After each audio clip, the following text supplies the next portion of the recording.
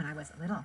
I can remember climbing into my dad's lap, and he'd be watching the Bruins game, and the hockey was super important to him, and he'd have his beer, his Budweiser, and up comes this little girl.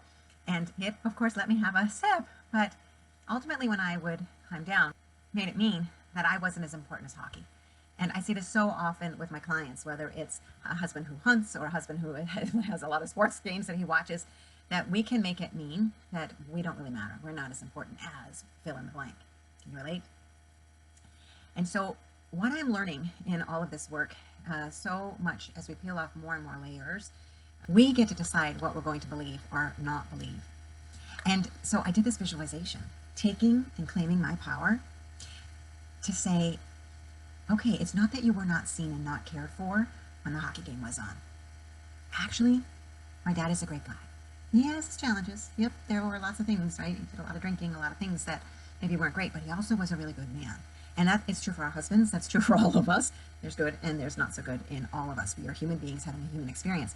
But I was able to go to grace and compassion and heal, have a huge healing encounter where instead of claiming the misery and the sadness of feeling rejected, I, in my mind's eye, created a story and saw myself going in the other room and putting on my little twirly skirt and twirling and being happy and spinning until I collapsed on the floor and playing and claiming that playful part of me, bringing her back with my best friend, Jesus. He was there playing with me, and he was there really just in awe and joy, and then he sat down on the floor and I wrapped my arms around his neck and just leaned into him, and there was a tickle fest, and it felt so good. It felt so healing. And then I asked myself, I want to do more healing, Lord. And this, mind you, was after a couple of weeks of really feeling some negative feelings that I didn't so much want to have anymore. But it is really important that we allow ourselves to feel those things. We can't just plow through them. They'll keep coming back. So I did my work feeling them and was really in that sea of suffering. But then when I was ready and I invited the Lord in, he blessed me with these visions, all right? And so, well, it's not a vision, right? It's a visualization in my imagination, because our imagination can create a powerful healing story or can keep us stuck in the muck of our lives, and we keep retelling those painful things that happened to us because we all have them. So my mind, when I said, Jesus, can we go earlier? What's an earlier memory? When's an earlier time when you delighted in me? And I had a vision of being lifted at the altar at my baptism in my little white gown, being lifted up, and Jesus just like the rays of sunlight coming out through the window over the altar, and Jesus, God just reveling and in awe and delight in the purity and the blessings and the graces that were poured out in that moment, and deep love. And I received it. I fully received it in that moment. Now in my adult person, I can go back and update my software in my mind and create and see all that love that was poured into me in that moment. There's been many times when even praying the Song of Psalms and asking Jesus to fill in the gaps, to love me, to allow me to be the bride, for him to be the groom, to love me the way that I wish that my husband did. I mean, my husband does. He does, but I don't always receive it, right?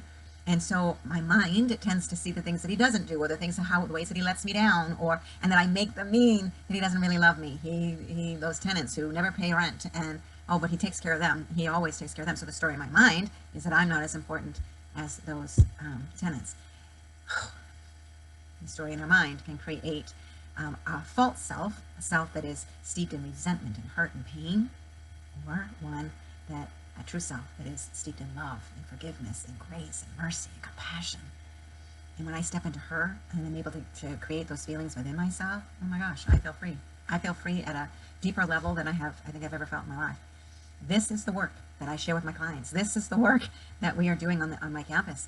And it is so healing, and I'm so inspired by the stories and what it's doing for marriages. Because as a woman heals herself, a man starts to feel safer.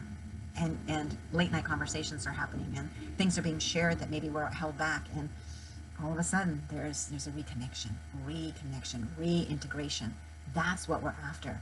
Reconnecting with ourselves, reconnecting with the people in our lives that matter the most, reconnecting with God, the one who is the divine physician. He is the coach. He is the one that can heal it all, and he is. And he is, the more that we surrender and allow our hearts to be opened and to be vulnerable and to receive what it is that he has for us. If you're curious, if you're a woman who's fed up with being in that old story, that one that's full of pain and suffering, and that you really want to start creating that new life, that road, getting on the road to freedom, come join us, all right? Join the Happy Wife community, but better, go to my website, createmyhappymarriage.com, and schedule a free complimentary relationship assessment call, and I'll assess whether or not I think that I can help. But I'm working on some new projects, and so I'd love for you to be a part of it. Come and get in the loop, all right?